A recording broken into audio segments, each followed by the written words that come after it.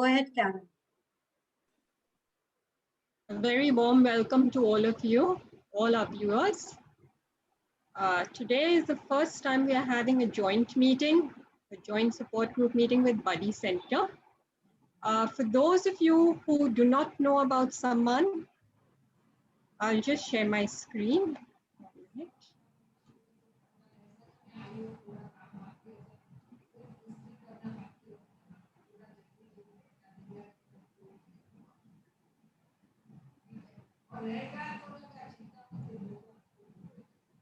For those of you who do not know about Samman, we are an association that was formed in 1972, and at that time we were named the Indian Epilepsy Association Mumbai chapter. And since then, we've been having a lot of programs. This is the 30th year in which we will be having the support group meetings. It is our 30th year and the 50th year of the Indian Epilepsy Association. And we have as our vision that no person with epilepsy should be limited by his epilepsy. For further information about our association, you can log on to epilepsymumbai.org. Now I will give to Karen, who will talk about Buddy Center. Karen, over to you. Buddy Center started in Jan 2019. Buddy Center is primarily for children to meet other children and to address the issues of loneliness that these children go through in their everyday lives. While attending Buddy Center sessions, they have the opportunity to meet other children and participate in activities that are centric to basic socialization, life skills, confidence building, and a host of assorted activities with learning outcomes that address their personal issues like fine motor skills, gross motor skills, and lateral thinking. Activities could include storytelling, singing, dancing, yoga, cooking, etc. We provide each individual their personal space, just a few hours of fun-filled activities with an aim to achieve moments of being themselves. Thank you. I will now introduce you to Karen. Of course, Karen, you just heard, is the CEO of Buddy Center.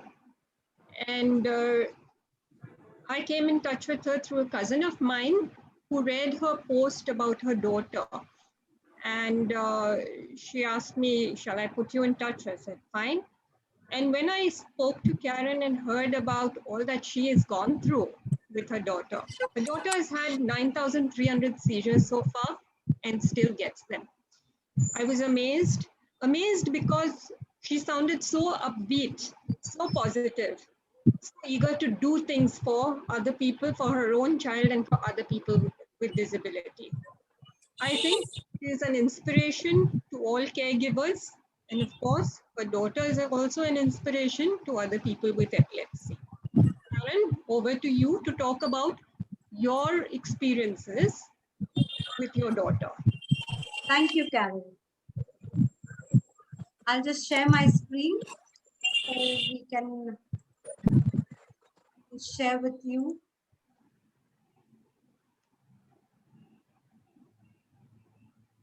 Okay.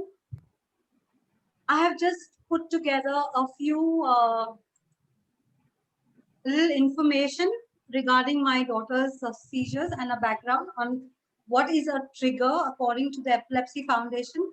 Some people may find that seizures occur in a pattern or are more likely to occur in certain situations. Sometimes these connections are made just by chance, but other times it's not. Keeping track of any factors that may come before a seizure, also called seizure triggers, can help you recognize when a seizure may be coming. You can be prepared and learn how to lessen the chance that a seizure may occur at this time. Some people will notice one or two triggers very easily. For example, the seizures may occur only during sleep or when waking up. Other people may notice that some triggers bother them only when a lot is going on at once or during a high-risk time for them, like when they are under a lot of stress or sick. My daughter had several kinds of seizures and triggers a numerous, absolutely a number of them. So I would like to start with her sensory. She always had a lot of sensory issues, and flashing lights, first of all, her sight. Flashing lights would trigger a seizure. She also, what happens is when she is about to get a seizure, she loses her eyesight first. She cannot see anything. So yes, then comes hearing. She used to be very, very sensitive to sound, whether it was crackers, loud music, to the extent even of birds chirping. She could not take the sound of even a bird chirping on a windowsill. The most difficult one was smell. Uh, Food smell, cooking food while I was cooking food, the strong smell of masalas would trigger an attack. Sometimes if she, sometimes if she sat, can you hear me? Yes. Yes, yes. Sometimes when she opened her tiffin box at school to eat her food, that first whiff of the food smell would trigger an attack. So it was very difficult going to restaurants or hotels. It made it very difficult to eat out.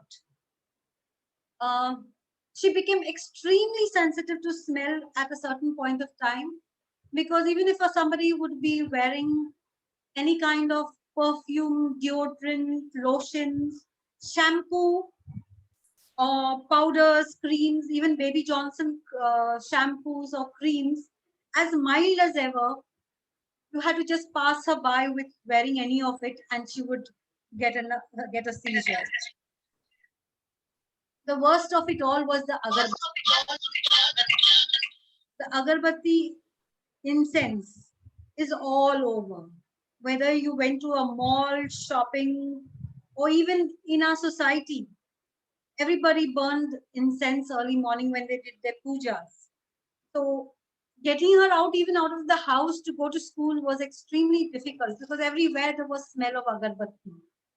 And it is impossible to tell people or even to even request them not to burn so much of incense. So we had to just work our way around it. So we've been wearing masks since that time. Next was taste. She developed a lot of allergies for food, which she never had earlier.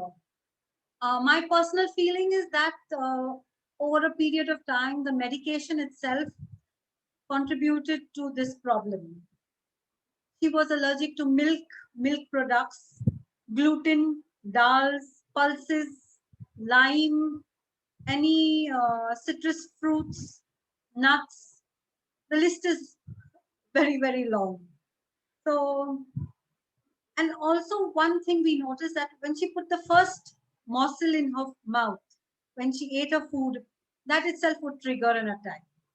Even though she might have not been very hungry, it would it would make a difference. Again, food allergies, certain um, masalas, certain packaged food did not agree with her. It could be certain preservatives in it that made a difference. Certain market masalas or certain market preservatives would work for her, while others wouldn't. So it was very difficult to gauge. It was really a learning experience for me.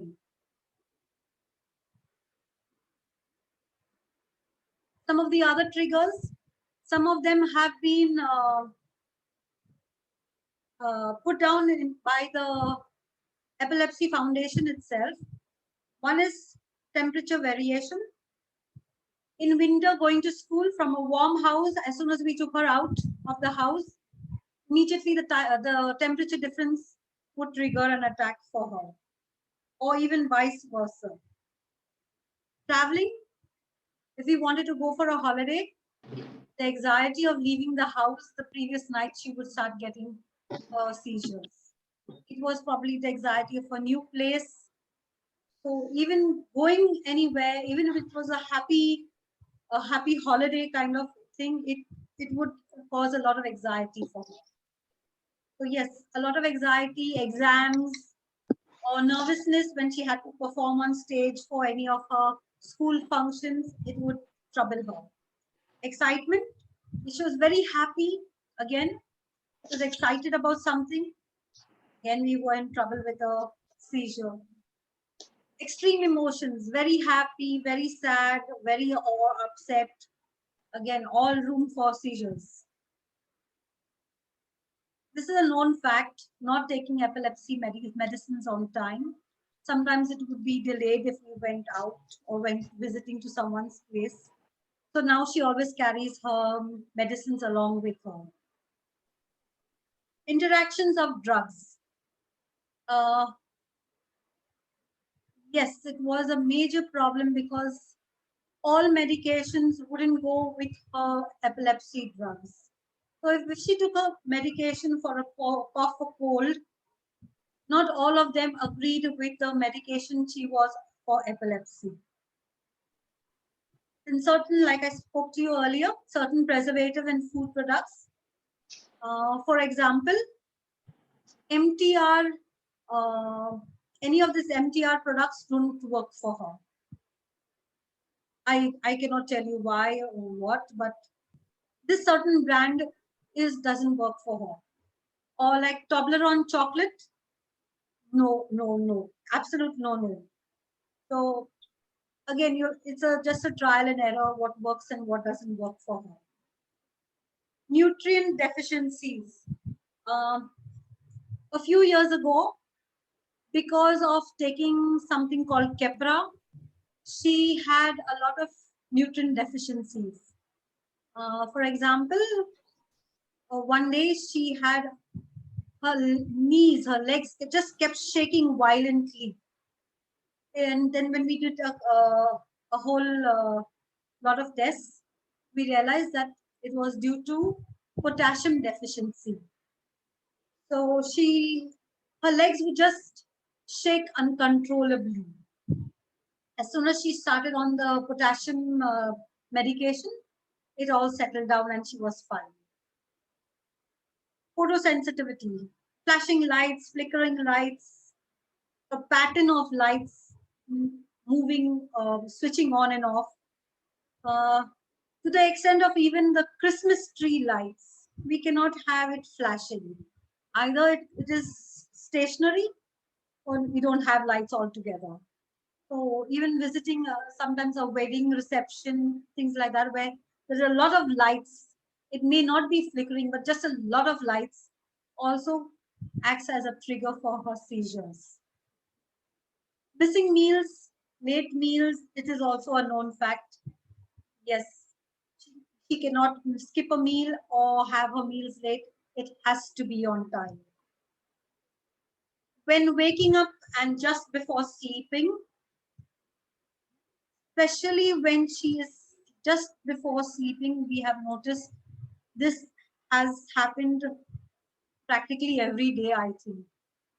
Just before sleeping, when she's just on the brink of sleep, she will get a seizure. Waking up not that many times, but just before sleeping, very, very frequently. Common flu.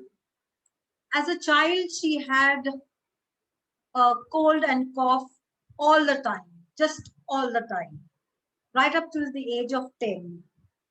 So, yes, common flu, probably the medications that were given to her because of her colds and cough, maybe that was again a drug interaction. But a common flu was all the time there, and the onset of fever and things like that always caused the seizures to increase. Use of certain medications. Again, um, the combination not only of the epilepsy medication, but even certain vitamins given to her do not agree with her, which again lead to an increase in the number of seizures. Bad stomach. Oh, yes. If she has a bad stomach, definitely she's going to have a bad day. In fact, we're all going to have a bad day. So keeping her stomach clean is the most important thing. At least I feel for her is very, very important to keep a seizure away. Whether bad stomach in terms of just gas, or maybe in case of getting loose motions or constipation, any of it would lead to a number of seizures for that day. So keeping her stomach clean is very, very, very, very important for me. Having illnesses which cause high temperature and infections, basically uh, any illness, whether it is a common flu or whether it is a stomach infection or it is any kind of infection which causes increase in her temperatures, because once her temperature increases, getting it down is very difficult in spite of sponging and the medications. Somehow keeping her temperature down is extremely difficult. So fevers have to be avoided at all costs where she's concerned. Specific time of the day or night. 2:30 in the afternoon, if you come to my house, my daughter will be having an attack. So yes, specific time. Somehow I think it's biological or I don't know what, but specific times it happens. So the sequence just happened at that point of time. Sleep deprivation, overtightness, not sleeping well, not getting enough sleep, sleeping late is a known fact. Sleep is extremely important. So yes, it is a major trigger for her when she has a late night. Whether it's for watching TV for pleasure, whatever the reason, we cannot have a late night for her. Again, fever and other illnesses, whether it is a urine infection, sometimes the fever might not be there, but in spite of that, any illnesses definitely we see a spurt of seizures at that point of time. Associated with menstrual cycle or hormonal changes, definitely just before her menstrual cycle, 3-4 days before, we see the number of seizures just escalate tremendously. It just goes up to 20-25 attacks sometimes in a day. So yes, and during the menstrual cycle, again it comes down, it is stable, and at the end of it, again after she's finished it, 2-3 days later, again there is a difference in the number of seizures. It just goes up again, and then it will come down again. But for that 1 week, there's a continuous surge, stable surge. It just goes up and down. Again, we spoke about the food allergies. She's got plenty of food allergies. And if she should be given any of those food, you can actually make a countdown. And, she's put the food in her mouth sometimes. And you count from 10 to 1, and she has got a seizure as soon as she reaches 0. So it is that she is so sensitive to certain foods, I would say. So yes, that's what I would have liked to share. These are her triggers.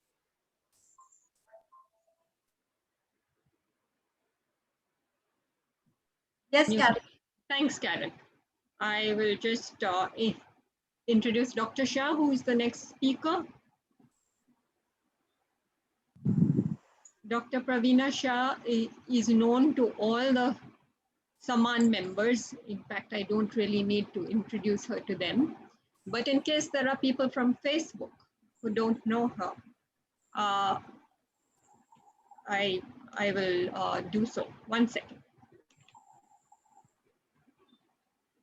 So Dr. Shah, when you think of her, it's not just a neurologist that comes to mind. It's also a wonderful human being, a person who is compassionate, dedicated, and sensitive to the needs of others. She is known often as the mother of our support group. When she began her practice, she said it was the challenges that her patients faced in the social sphere that tugged at her heart. And she got the prestigious ILAE IBE Social Accomplishment Award in recognition of her work in the social sphere. The support group, as I said, began in 91 and it's in its 30th year. She has been the pioneer of this support group and the support group movement in India, and she has been instrumental in our growth. Over to you, Dr. Shah.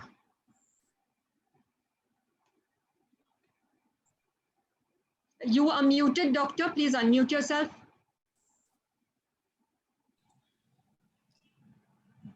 Okay, thank you, Carol, for very kind words. Today, when we are talking of the triggers, I'll just give you a brief background of our brain first, why the triggers act on it.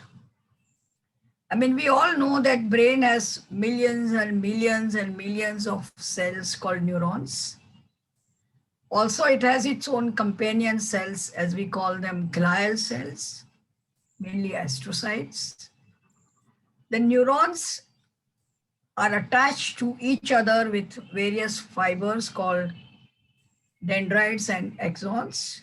And the entire brain actually controls our entire body and it has inherent electrical rhythm as far as the cells are concerned. And for that electrical rhythm to be maintained, there are chemical agents called neurotransmitters. And when there is a balance of all these transmitters and balance of the electrical activity, everything goes well as far as our functions are concerned. We all know that there are neurotransmitters which are basically of two types, excitatory and inhibitory, as far as cell functions are concerned. The main ones being the glutamate, gamma-aminobutyric acid, histamine, norepinephrine, acetylcholine, and serotonin. Now, what happens when there is a little imbalance? There's some chaos somewhere as far as the balance is concerned between cell components and the extracellular components. There is a kind of disturbance in the electrical rhythm, and that's why there is a generation of epileptic spark because of some short circuit somewhere, and the seizure arises. Now, for the function of the brain, am I audible or what is happening? It's fine, no? Yes, yes. Okay. Now the brain needs continuous supply of glucose, oxygen for its functions. Now, that's why based on this pathophysiology, on this physiology and its relation to sleep, we actually have various trigger factors. Karen has said many things about her daughter, and some of them are very generalized. Some may be a little more specific for her daughter. Some may be related to a strong likes and dislikes by a person. You know, sometimes, you know, you don't like certain brand and you like certain brand, and, you know, a lot of things can sometimes be related to a likes and dislikes, and some are related to an actual physiological aspect of the brain. I will concentrate on those which are very general and which is by majority of the people and then talk about it. Before going to that generalized kind of trigger factors, I would also like to mention something little about a reflex epilepsy, because that is a specific to a particular person. So there are certain reflexes. That is, I will just mention it. I won't go into details. It's like eating epilepsy. There are people who get seizure when they get put a bolus of food in the mouth and they get a seizure. But then that is specific for that person. And every time that is a trigger for that person. Then there is a reading epilepsy. Some people after reading for long or reading certain things get a seizure. Then there's a music epilepsy, musicogenic epilepsy. Then there are otic stimulations, as you said, flicker of lights or excessive lights and can produce seizures. But these are specific to certain people, and that is a reflex epilepsy. In fact, in South India, especially by Niman's people, they've described hot water epilepsy. That by taking a bath, hair bath with a hot water, person gets an epilepsy. But that's a specific community, maybe a specific genetic factor behind it, and this is the hot water epilepsy. So we won't go into details. What is more common, I'm going to concentrate because that is something which is avoidable. That is something which can have a preventive action. So I'm going to concentrate on that. Now, when we said the glucose deficiency to the brain means what? Means you have not taken your food at the right time. Either you're starving or you have skipped your meals. And that actually that means the glucose is not reaching to the brain sufficiently. And that's why you have this attack when you're starving, when you have not taken your food at the right time. So that is something avoidable by taking a regular meals. Don't skip breakfast, don't skip lunch, don't skip your dinner. And then you are good. So no fasting at any time as far as patients are concerned. I tell my patients sometimes, आप कितना भी करो, आप उपवास मत करो. इतना भी religious हो आप. Religion के लिए और कुछ बहुत से अच्छे काम कर सकने का है. अच्छा नहीं है कि उपवास करने से ही आपके ऊपर भगवान का blessings होएगा. So ये सब जानना बहुत जरूरी है. So that is one regular lifestyle for your eating habits.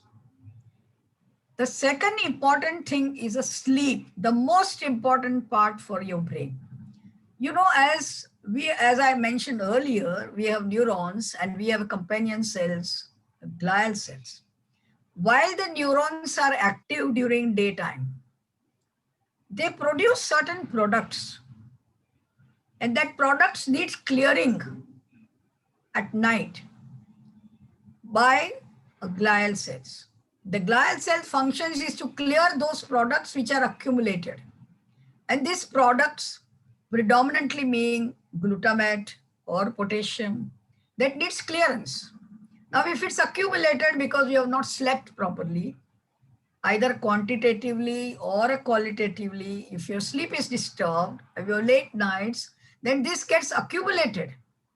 And this glutamate and potassium, very important, being an excitatory function, you get a seizure. So this sleep deprivation is the most important, in my opinion, in my patients that I have seen as a trigger factor. People haven't got seizures for 3-4 years and suddenly they come back with seizure because they had a Ganpati festival or they had an Navratri and they had late nights. And along with late nights, there is an excitement, there is a physical exhaustion, the lack of food, everything becomes together and they get these withdrawal seizures. That's why the important aspect is the sleep.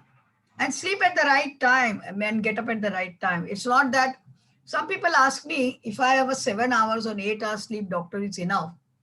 But then sometimes you sleep at 10 o'clock and then sometimes you sleep at 12 o'clock. And so I sleep at 12, but then I get up at 8. And when I sleep at 2, I get up at 10 o'clock. No, that kind of irregularity doesn't help many times. Keep reasonably fixed time for your sleep. And that is important for a person with epilepsy. And maybe you need a little longer sleep because with anti-epileptic medication, sometimes patients with epilepsy need a little longer sleep. That doesn't matter.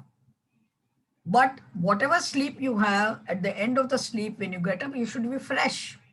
Your brain should be active. And that is an important part as far as sleep is concerned. That's why sleep deprivation is a most important factor in my opinion, and that I have seen among my patients. And now with this mobile, which everyone has got, the technology, the TV and iPad and everything. So as far as possible, no screen of any type after 9 p.m. till 9 a.m. That's what I tell my patients. For 12 hours, no screen of any type that you should see if you really want to have a good sleep. And that's very important for everybody. So that is, and that's why, you must have seen when we take EEG sometimes of a patient with epilepsy, we particularly ask for a sleep deprivation EEG. The reason being that it can initiate certain epileptic generation, the abnormality that we are looking for. And that's why we ask for a sleep deprivation EEG. So you can understand how important is a sleep deprivation when it comes to epilepsy. Now, the third important, which I have felt, is emotional upsets. Very important. Under stress of any type, and that emotional upsets, either you're too happy or you're too unhappy, or you're excited for something else in life. And that also can be a very big trigger in many patients' lives. And that's very important. So this is another important trigger factor. As far as females are concerned, yes, the menstrual cycles sometimes can have that period, that either a premenstrual or a perimenstrual period where you have a seizure. That is because there is a hormonal imbalance actually comes in play. We have basically two hormones, estrogen and progesterone. Estrogen is actually an excitatory component. The progesterone basically is inhibitory component. And during premenstrual cycle, premenstrual phase and perimenstrual, the progesterone level goes down in the body. And that is why you have this premenstrual and perimenstrual epilepsy, which we call catamenial epilepsy, and it is there in some females. Well, if it is there, we do give some extra medication sometimes to these ladies like acetazolamide, and they should have a less salt probably or less fluid, maybe 3-4 days prior to the expected date. It may reduce the seizures, but if it doesn't, then everybody knows that is a time they have to be careful, for those females. So that is about the menstrual part of it. Now, another most important factor is a compliance for medication. The most important. Missing a dose for something or the other. Either you've gone out of Bombay and you've forgotten to take your tablets, or you are busy with something else and you've forgotten your tablets. Skipping a tablet, skipping a dose is another most important factor. In fact, I have found that that is the greatest factor at times, even in an educated people. It has nothing to do with education. Educated, non-educated, that skipping a medication is a big thing in life at times. And that is why this compliance for medication, compliance for your medical visits to your doctor is a very important part of your management of epilepsy. So these are the main, in my opinion, trigger factors in majority of the patients, and they are avoidable, they are preventable. If person has understood the epilepsy well, but has understood that yes, if I take regularly, maybe my course will be over in next 2, 3, 4 years, and I won't have to take it lifetime, then of course this is possible. When you skip a one dose, even after your 3 years of seizure-free period, you skip a dose, then you start from that again. Then I'm going to start again your 3 years of cycles or 2 years of cycle. So whatever you've taken up to now is wasted. So this kind of thing is the most important when it comes to compliance. So I feel these 4 or 5 factors are the most important triggers, preventable. Everybody should follow it, whether child or adult. All are same as far as this compliance part is concerned. So keep a diary, keep some kind of a notification that you've taken a tablet. And another important thing, I feel one family member must supervise that the person has taken a medication, even if it's an adult person.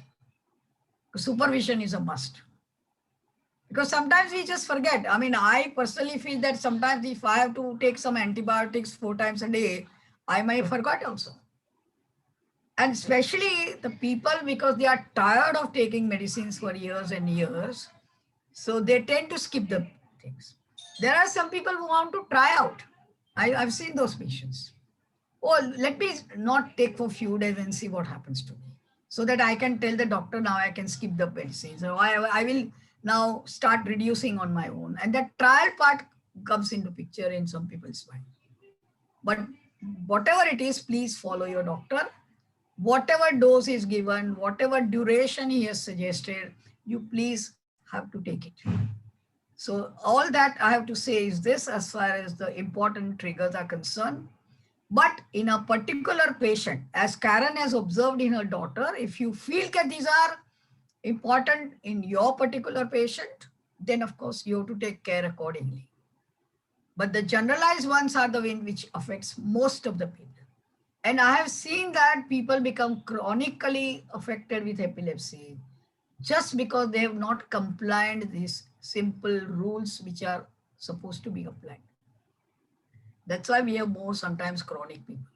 If while the epilepsy has started in the beginning, if one has been very careful, maybe you may not have to take it for so long, and maybe you don't become a chronic patient. All epilepsies are not bad. There are very small percentage which is probably a very intractable or a difficult to treat epilepsy. In my opinion, 70 to 80% of the people are quite good. Well, you can manage well with the available anti-epileptic medication. But still, we have not reached that figure of 70-80%. That's probably because the compliance has been poor. And of course, in the rural areas, you do see sometimes affordability as a factor, availability of medicines as a factor. But even there, now I think people have started understanding the compliance part of it. As I have learned during my rural camps, that they have also understood the importance of medication. And most important, as far as anti-epileptic medication are concerned, please, everybody should try and understand that what is the pharmacological name of a medication and what are the trade names. So in case one brand is not available, at least you take the second brand instead of not taking the medicines. So I think this is also the important information that every patient should keep it for maintaining because it's possible that sometimes one brand is out of stock for some reasons and you may have to change, but don't miss a tablet.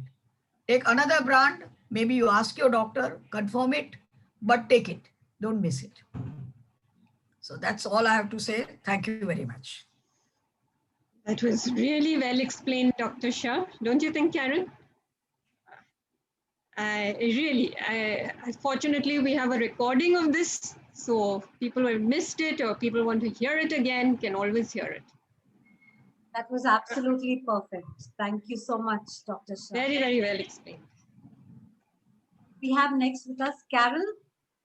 Carol D'Souza. It was indeed my privilege to get to know Carol. I think it was destiny that brought us together. Carol has over 25 years of experience in helping people with epilepsy and has done a phenomenal job. Her hard work and impact of her work is seen in the way the members of the Indian Epilepsy Association Mumbai chapter admire and look up to her. Her achievements include being awarded the prestigious ILAE IBE Ambassador of Epilepsy Award in 2009 and IBE Outstanding Person with Epilepsy Award 2008. her support and contribution to the epilepsy community at large. Is very grateful for her dedication. She is definitely a role model for many of us. Over to you, Karen. Thanks, Karen, for that introduction. Today, I'll be talking to you about how to manage stress and anxiety. We all have mobile phones, right? What do we do when it hangs up? Karen, what do you do when your phone hangs up? Oh, try to reboot it, switch it off, Right. switch it on. Absolutely right. You switch it off, right? And then you reboot it. Now, with people with epilepsy, we have this automatic switch off. How fortunate are we? And then it reboots. And then we can work functionally well again. Just like in your phone, there are so many apps open or browsers open, and you need a reboot. With people with epilepsy, this automatic reboot happens. However, all the after effects are not as wonderful. You can have injuries, severe injuries, or just a tongue bite. Even a tongue bite can, make it uncomfortable to eat for 2-3 days. Your doctor may add more medicines, so definitely you don't want to have more and more seizures. Okay? Now, we don't get seizures all the time, right? You may have something structurally wrong with your brain or not, but you get seizures only at certain times. Why? Because of, as Dr. Shah also said, there are precipitating factors, okay? Sleep, very important. Diet, very important. Stress, very important. Exercise too. And of course, taking your medicines on time. Both were besides taking the medicines. So what does research say? When 400 patients were there, 30% said stress caused their seizures. 18% said sleep, 14% sleep deprivation, fever and illness, fatigue, and menstrual effect for ladies. So are we just helpless victims of external events? You often find people saying, oh, they made me angry. The coronavirus is the cause of my depression. He, she, it got me upset. That made me scared. Well, stress is an emotional reaction to precipitating triggers. And this is determined by our own belief system and by all the bottled up feelings we have. So what do we do with our feelings? Okay. We can do 3 things. We can suppress or repress, express or escape. So what is suppression is the most common, what we do. When I feel I don't have the time to handle this right now. I can't handle the situation, even if I have the time to bring it out in the open is too much of conflict. Repression. We do this when there's unimaginable pain or guilt. This is pushing it so far back down that you believe it's never happened. Now, these can result in non-epileptic seizures. This can result in a flooding. The heart is just overflowing with sadness and suddenly you find yourself crying and you don't know why you're crying. Okay, so this is what suppression does. We also have expression. Expression can be verbal or through your behavior. And most often people want to express themselves and they use unhealthy ways, fighting, raising their voice, attacking, defending, threatening, or playing the situation over and over in the mind. Healthy ways, well, exercise is one. Since you can't go out and walk, you can walk at home. The others are you can hit your pillow, take deep breaths, count, write a journal, draw, paint, or color. And the third thing that happens when our feelings, we want to escape the feelings come. We can escape it in our virtual world. Lots of people use their phones today, or immerse yourself in work, or binge watch movies, binge eat, drink alcohol, do drugs, etc. So those are the 3 ways we deal with our feelings normally. Let's understand a few emotions, the main ones. Desire. A lot of people say, okay, I need something, I want something, I'm not getting it. Or a lot of people also want, especially young boys, a lady, or the lady, a guy, you want someone for a friend, a close friend, and it's not happening. Okay, desire in its extreme form can be greed, obsession, hunger, envy, jealousy. It has many names. We're never satisfied. Things are never enough. You must have. So what you have to realize is how much is desire controlling you. Now, I'm not talking of things being either good or bad. You have to see what is working for you or not. Are you choosing consciously, or are you unconsciously running letting your belief systems run your life? So as we grow in this world, what we have sometimes becomes important to us. It gives us a sense of self. Then what we do becomes important to us. And lastly, what we are is the most important. And support groups work for this reason, because in a support group, people are not, it doesn't matter to them whether you're a CEO or whether you're the peon or whether you have no work at all. In a support group, what you are, the kind of person you are, how friendly, how helpful, how open, these are the things that matter. Anger can range from mild resentment to rage.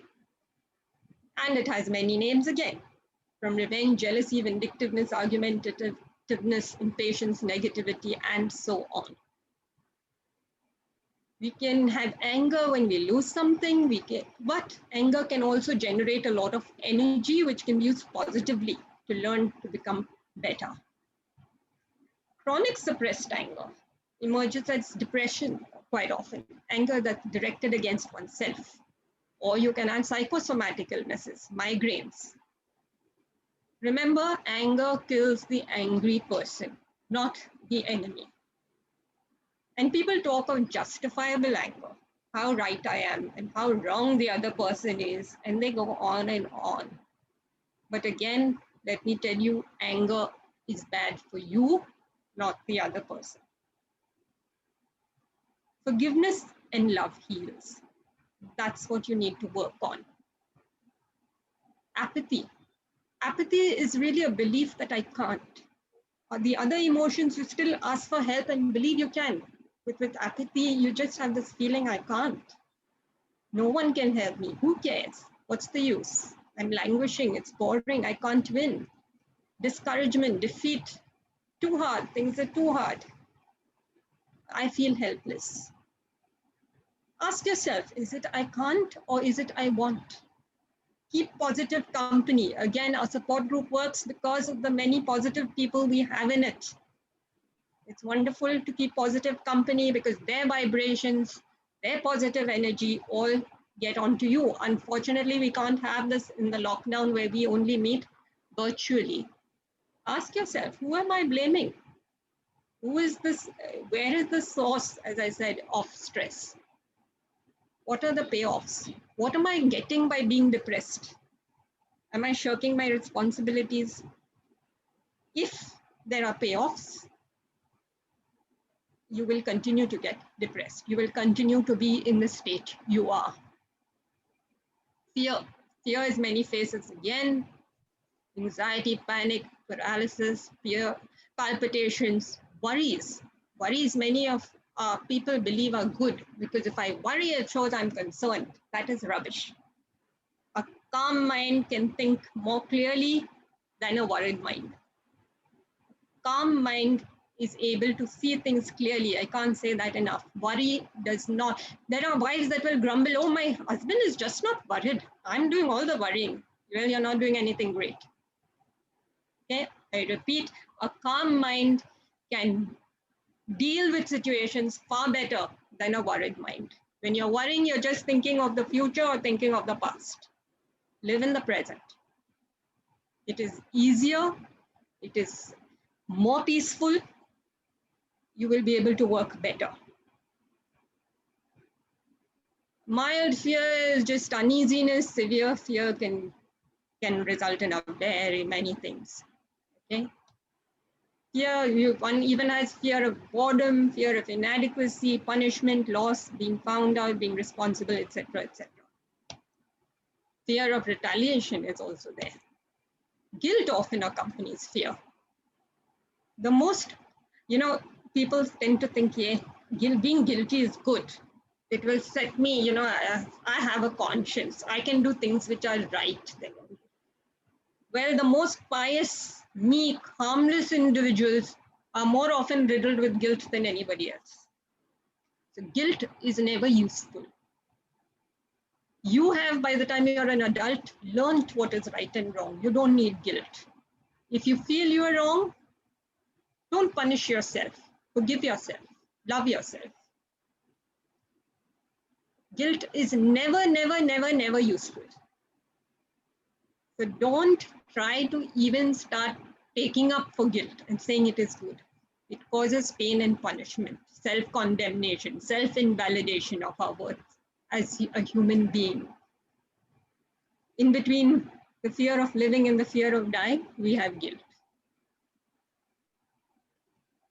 Why do we have guilt? Because a part of our mind says we should be doing something else, not what we are doing right now, or we should be doing it better. And there are always parents working and working so much to improve their child. Accept what your child is. Let her grow at her own pace. Grief, another emotion. Grief is not just losing someone. You can lose your job, you can feel abandoned, it's pain, hopelessness, heartbrokenness, etc. It's a cry to someone else to help. You need a support system. Men try to suppress their grief, which is not a good thing. Allow yourself to grieve and say it is okay. Talk to people who you know can lend a ear. Don't resist it. Pride. Again, people believe pride is good. Pride can be very boastful, prejudiced, judgmental. Intellectual pride leads to ignorance. Religious pride can lead to religious wars and fights among people, whether on WhatsApp or other. People with a lot of pride are constantly on the defensive, and pride is not genuine self-esteem. Genuine self-esteem happens once pride is dropped. People with pride, a lot of pride, are often preoccupied with what other people think.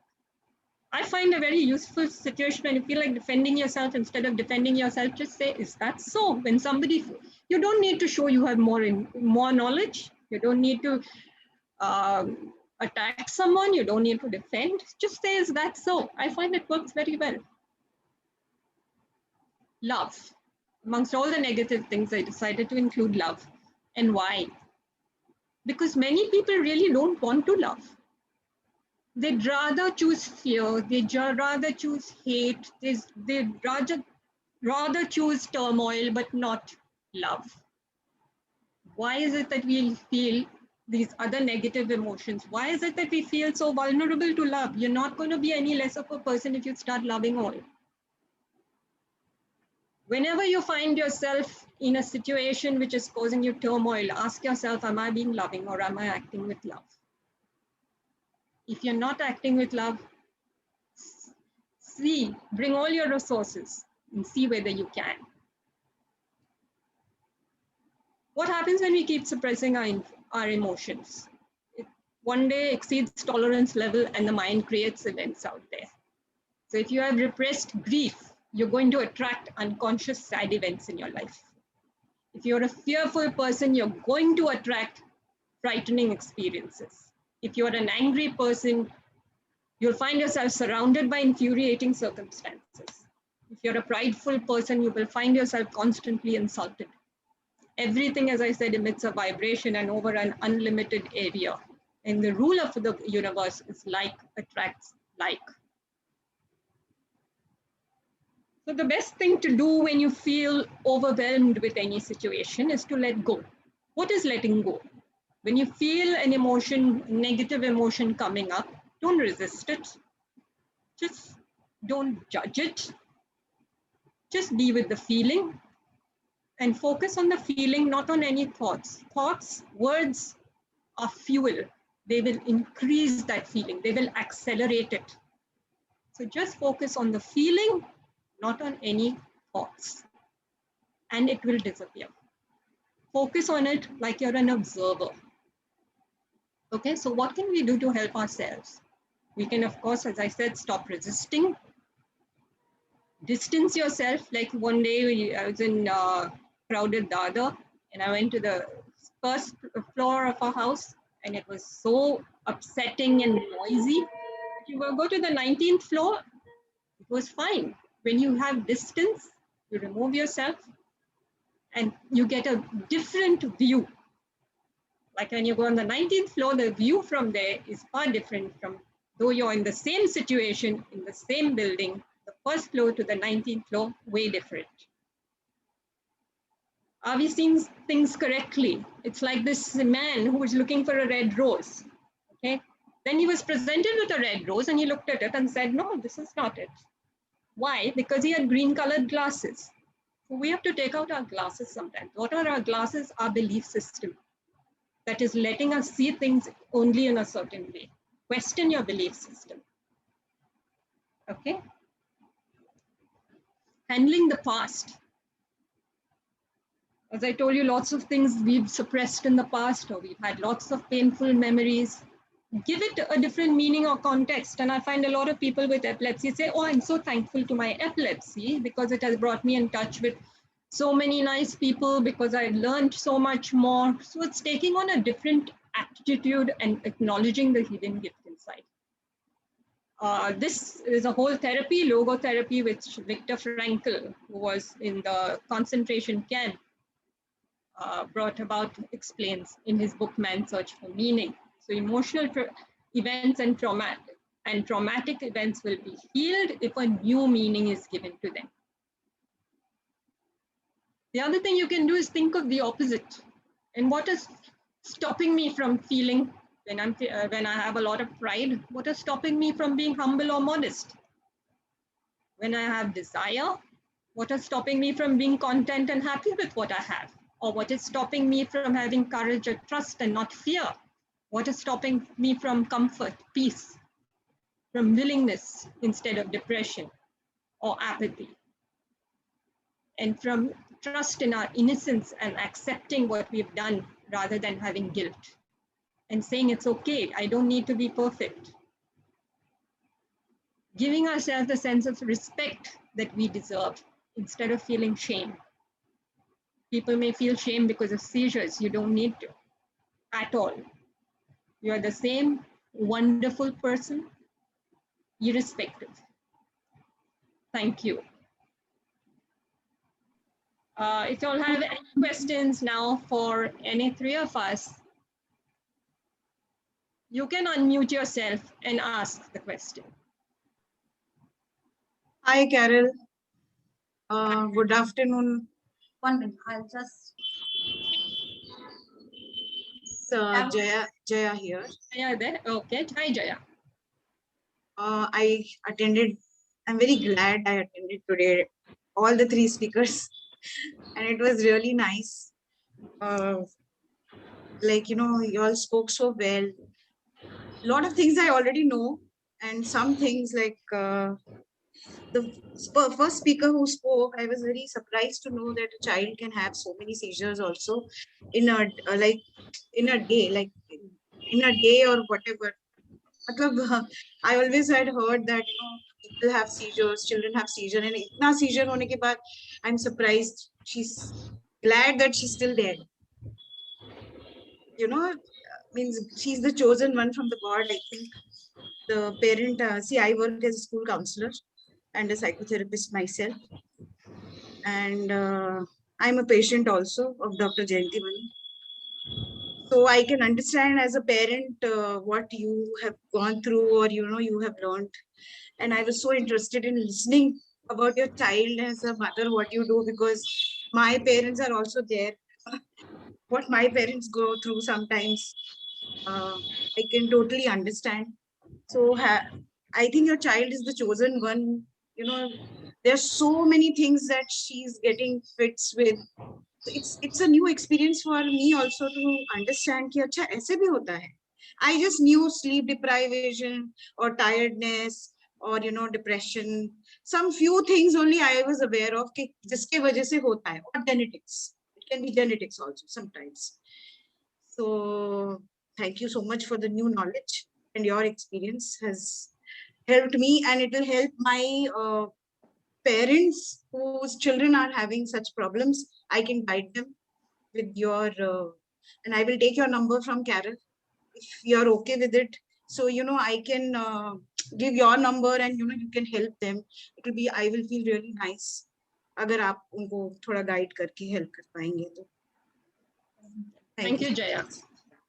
Thank And you. I want to share with you all one more thing. Just recently on the 27th of March, 28th of March, I was diagnosed with COVID, very mild. Oh, 21 या 22 आया था मेरे को positive. तो घर में I am diabetic also. So घर में ही treatment हो गया मेरा. But Dr. Jayanti Bani had given me a tablet called as Zepis करके ZIP. Yes. Yeah. I had spoken with Carol that day. That doctor, that medicine is such a wonder. Means I'm going to call Dr. Jayanti Bani. I'm going to tell her it's such a wonder drug. जो आया है ना, जैसे heart patients के लिए वो होता है ना सॉर्बिडेट, आप मुंह में रख लें एंड देन हार्ट अटैक रुक जाता है, प्रिवेंट होता है. इतना वंडर ड्रग निकाला है पेशेंट्स के लिए जिसको माइल्ड एपिलेप्सी होती है. अब मुझे नहीं मालूम, मुझे ना एक aura type I can sense the aura. मेरा ऑरा क्या होता है, in sleep only, usually I get it in sleep. So in the sleep, and my body gives me signal for 1 hour. And after 1 hour, then I get a grand mal sleep. Now, since I'm really highly educated, so मुझे मालूम है what is petit mal, and I know the words. So I don't know what happened that day. I was sleeping, and in the mind, in my sleeping, I could feel that मेरा loss of memory on off. When I got up, I thought, अरे कहीं मुझे scissor तो पड़ने वाला नहीं है. Then I waited for 2-3 minutes. Then my speech went down a little bit, again on off. Then I said, अभी दवा खानी है. I have it in my wallet. I took that Zepis out and I had it. And within 15 minutes, it went away.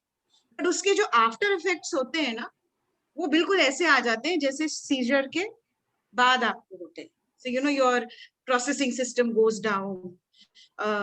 You become very slow. There is no stamina. That insecurity, after a seizure, you want somebody next to you. That all happens. But the recovery stage with Zepis, within 2.5 weeks, I'm back on my foot. Otherwise it would take me 2-3 months to recover. So your own self-confidence also counts. Yes, that is there. I have to become all right because I have to work. And nowadays everything is on the screen, like you said, doctor, you were explaining कि कुछ लोगों को flash of lights से होता है, flickering of lights and all that.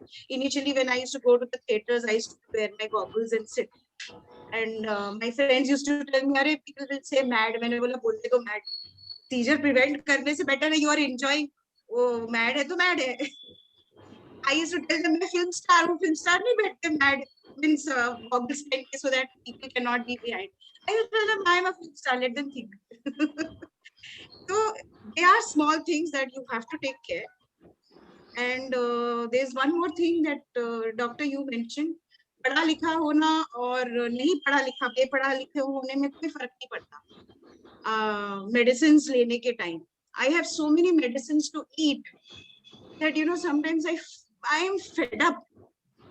And I don't want to experiment. I know मेरे को ही problem होती है, but I genuinely forget, or I am just so fed up. मेरे को ऐसा लगता है One thing I should say that those people who are taking many medicines for whatever the reasons, it may not be epilepsy, it may be sometimes a diabetes, hypertension, and heart, and so many things in elderly people.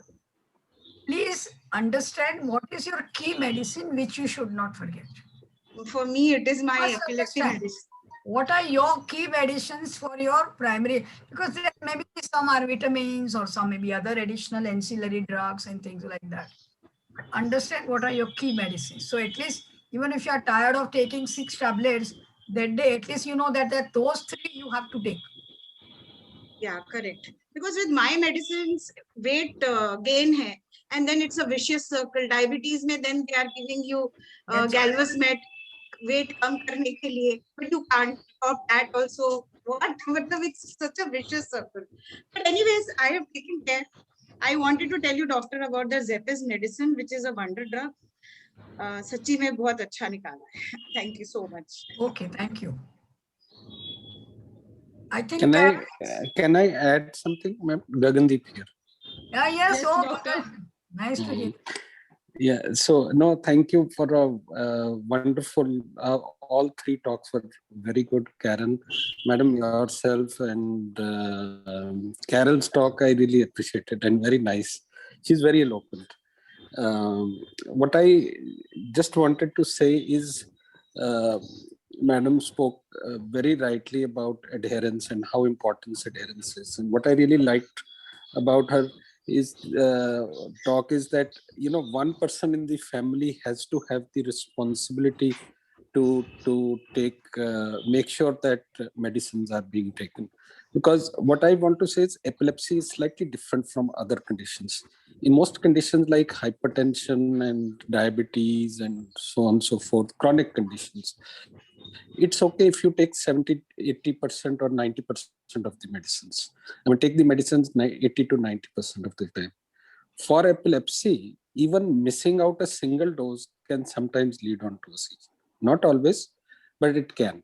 Yes. So you need to have nearly 99. I think this is the only disorder amongst all chronic conditions where you need to have very good adherence. And the other thing is people sometimes miss out on medicines without realizing that they miss out on medicines. You know, we would have patients who would say, people, they would be pretty sure that medicine liya hai, they have taken the medicine. But actually they have missed it. So it's completely non-intentional. And therefore this supervision which madam has emphasized, someone in the family has to be involved in monitoring medicines. So that is something which is extremely important. I really like that point. So I thought I should just say a few more words. Thank you, ma'am, for a wonderful talk. Thank you. Thank you, Dr. Gagan. Nice to have you, Gagan, join us all the time. Yes, no, I was very keen to join actually. Yeah. For everybody to know, Dr. Gagandeep is from Ludhiana and he is now the secretary of our Indian Epilepsy Association. Right. All India level. Thank you, ma'am. Thank you. Thank you for the introduction.